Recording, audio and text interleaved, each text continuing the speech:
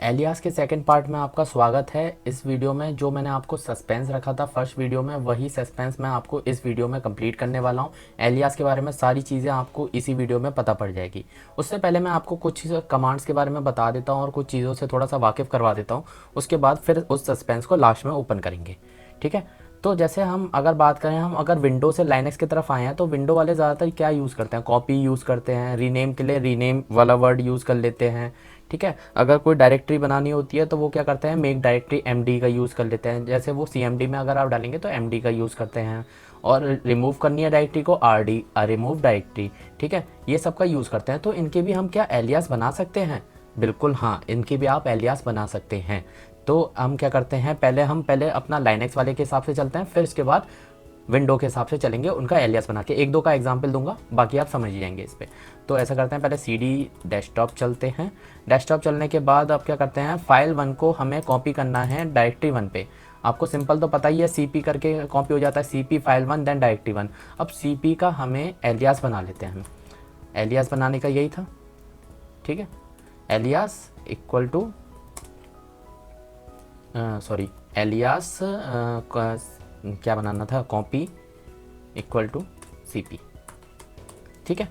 CP का हमने alias बना दिया। अब क्या करना है, हमें कॉपी वाला कमांड डालेंगे। कॉपी फाइल 1 को हमें डालना है डायरेक्टरी 1 पे। कर दिया हमने फाइल 1 को डायरेक्टरी 1 पे कॉपी, ठीक है। अब आपका जो सीपी कमांड जैसे यूज़ होता था वैसे ही आपका कॉपी कमांड यूज़ होगा। ऐसे ही हम बात करते हैं रीनेम के लिए, तो हम क्या करते हैं, एमवी कमांड का यूज़ होता है रीनेम के लिए। तो हम क्या करते हैं, इसका भी एलियास बना लेते हैं, एलियास रीनेम, और इसको एमवी दे देते हैं। अब क्या करते हैं, फाइल 1 का नाम चेंज करके देख लेते हैं। तो रीनेम डाला फाइल 1, फिर इसके बाद दे देते हैं विंडो। अच्छा लग रहा है ना विंडो जैसा। तो रीनेम हमने कर दिया फाइल 1 का विंडो, हो गया आराम से ईजिली। तो ऐसे ही अगर आप चाहें तो मेक डायरेक्टरी का जैसे एमडी है, तो अगर आपको डायरेक्टरी बनानी है तो उसके लिए आप सिंपल कमांड को यूज़ कर सकते हैं। MKDIR बनानी लिखने की ज़रूरत नहीं है मेक डायरेक्टरी के लिए। तो आप इसका पहले एलियास बना लीजिए।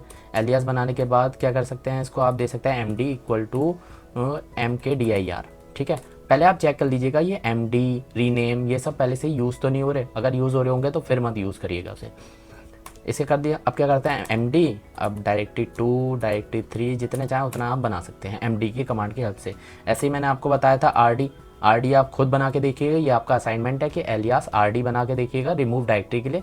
और ये जो 1 2 और 3 है इसे आप हटाकर देखिएगा, जो मैंने अभी बनाया है MD से, ठीक है। ये वाली चीज़ आपकी हो गई।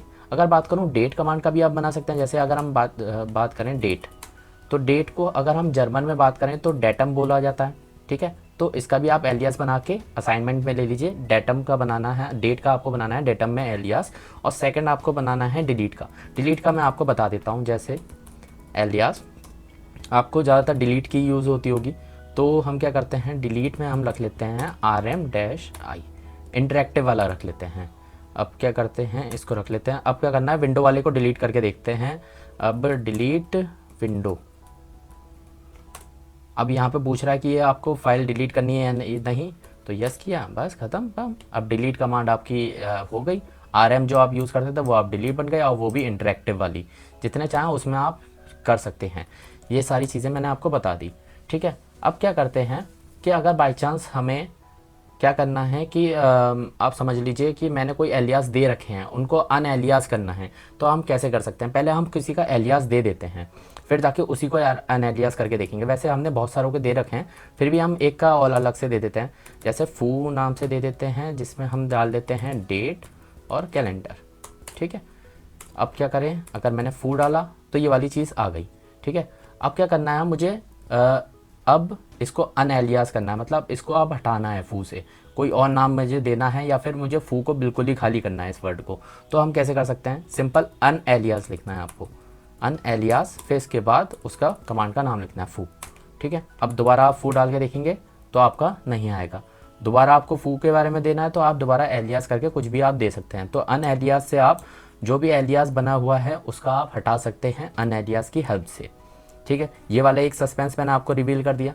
अब बात करता हूँ कि आपने कितने एलियास बना चुके हैं वो आप कैसे देखेंगे।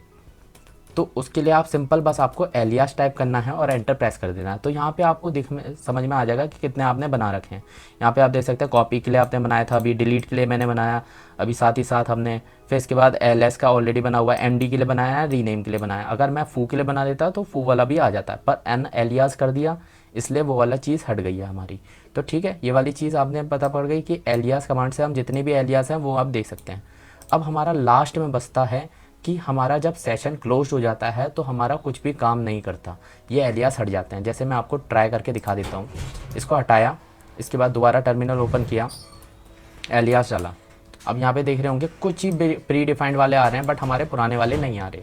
अब वो पुराने वाले कैसे परमानेंटली सेव रहें, उसके लिए हम क्या करना है, ये वाली चीज़ आपको समझ लेनी है, थोड़ा सा डीपली जाके समझना है इसको। तो वो मैं आपको बता देता हूँ। जैसे आप पहले रूट डायरेक्टरी पे आएंगे, रूट डायरेक्टरी में आपको एक बैश का .bash irc वाली कमांड वो मिलेगी, फाइल आपको मिलेगी। तो मैं आपको जैसे मैं दिखा देता हूँ, एस को आप ls-l करिएगा। ओके, ये कुछ ज़्यादा ही हो गया, ls-a करते हैं। ठीक है, यहाँ पे देख सकते हैं बैश rc वाली एक कमांड फाइल है जो हिडन फाइल रहती है, इसको आपको ओपन करना है। तो इसको हम ओपन कर लेते हैं gedit की हेल्प से, gedit.bash-rc। ठीक है, इसको बैश आरसी को आपने ओपन कर लिया। अब बैश आरसी में आपको सबसे पहले यही मिल जाएगा सम मोर ls एलियास, 90 लाइंस पे है, आपका किसी और लाइंस पे हो सकता है।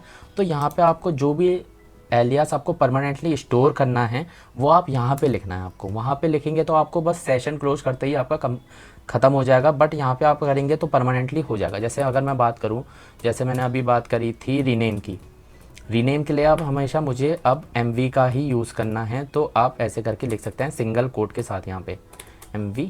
ठीक है, बस इतना कर दिया। फिर इसके बाद कंट्रोल-s किया, सेव। अब दोबारा यहाँ पे टर्मिनल पे देख लेते हैं एलियास का, एलियास। यहाँ पे आप देख सकते हैं मेरा रीनेम वाला आ चुका होगा। इसको सेशन क्लोज करते हैं, दोबारा ओपन करके दिखाता हूँ एलियास।